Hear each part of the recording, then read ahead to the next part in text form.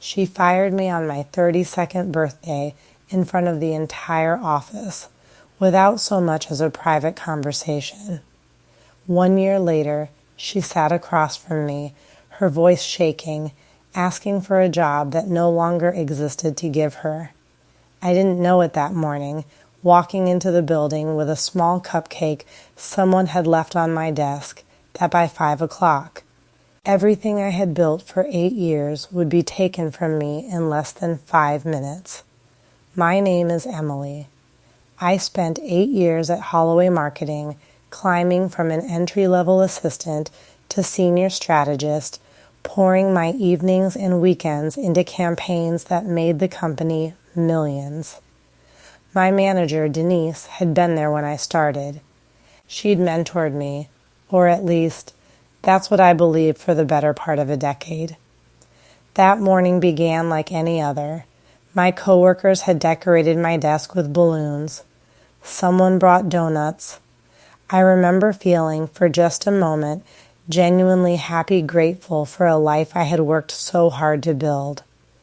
By 11, Denise called me into her office.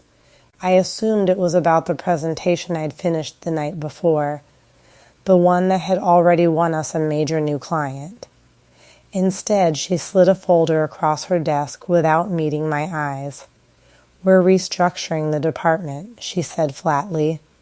"Your position is being eliminated, effective today." I sat there, stunned, waiting for an explanation that never came. 8 years, countless late nights, a client roster I had built almost entirely by myself, and she couldn't even look at me while she ended it. "Is this about the client meeting yesterday?" I asked, my voice barely steady. Denise had wanted credit for the presentation I'd spent 3 weeks preparing alone. I had gently corrected the client when they thanked her for her strategy. Denise's jaw tightened. "This isn't personal, Emily, it's business." But it was personal. I could see it in the way her eyes finally met mine, sharp, cold, satisfied. I packed 8 years of my life into a single cardboard box while my coworkers watched in uncomfortable silence, the abandoned birthday cupcake still sitting untouched on my desk. I walked out of that building that afternoon with nothing but the box, my dignity barely intact, and no idea that within 12 months I would be sitting across a very different desk one where I finally held all the power. The weeks after losing my job were some of the hardest of my life. I applied everywhere. I sent out resumes late into the night, attended interview after interview, and watched my savings shrink a little more with each passing month.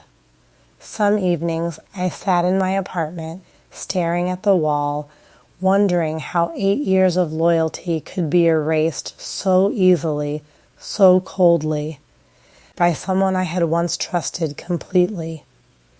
I found out through a former coworker, weeks later, exactly why Denise had really let me go. It wasn't restructuring. There had never been any restructuring at all. Denise had grown threatened by how quickly I was rising, how the client I'd landed had specifically requested to work with me directly on future projects. She'd used the elimination excuse to remove a competitor before I could be considered for the senior director role she desperately wanted for herself. Learning that truth broke something in me, not because it was surprising, but because it confirmed how little my years of hard work had actually meant to the people I trusted. But somewhere in that painful stretch of unemployment, something shifted. I stopped waiting for someone else to recognize my worth and started building it myself. I reached out to the very client whose praise had apparently threatened Denise so deeply. I offered my services independently, just a small consulting proposal, nothing ambitious. They said yes immediately. Word spread quickly in our small industry. Within 3 months, I had 5 clients. By 6 months, I'd hired my first employee. By the time my birthday came around again, I wasn't rebuilding from nothing anymore. I was running an agency of my own, one built entirely on the relationships and reputation Denise had once tried to take credit for. Meanwhile, Holloway Marketing began losing accounts. Clients who had worked closely with me over the years quietly followed the quality of service, not the company name on the letterhead. Denise, I later learned, had been promoted to senior director shortly after firing me, right before the department's numbers began a steady, embarrassing decline, until everything changed the day my assistant told me a familiar name was waiting in our lobby, asking to speak with me personally. I recognized her voice before I even opened my office door.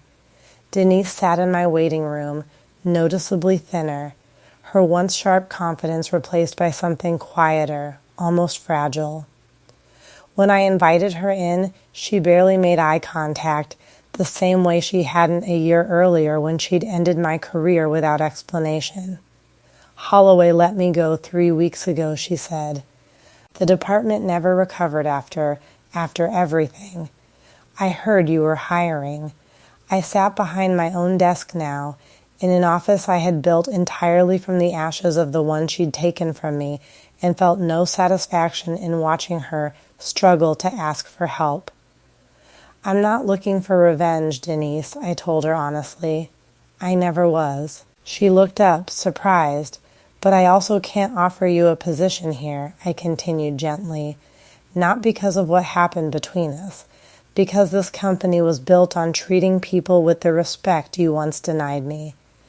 I couldn't build the same culture around someone who still doesn't understand why that mattered."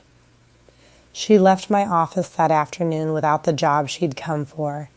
But I like to believe she left with something else, a clearer understanding of the difference between using people and building with them. My agency continued growing steadily in the months that followed, built not on anyone's downfall, but on the simple principle that hard work and integrity eventually find their way to the people who value them. People sometimes ask if I regret not hiring her that day, if I should have offered forgiveness in the form of a paycheck. I always tell them no, because true justice was never about watching Denise beg. It was about proving, to myself more than anyone, that the years she tried to erase had never actually disappeared. They had simply been waiting for the right moment to matter again. I didn't destroy her career. She did that herself, the day she decided loyalty was disposable. I simply built something better with what she thought she'd taken from me.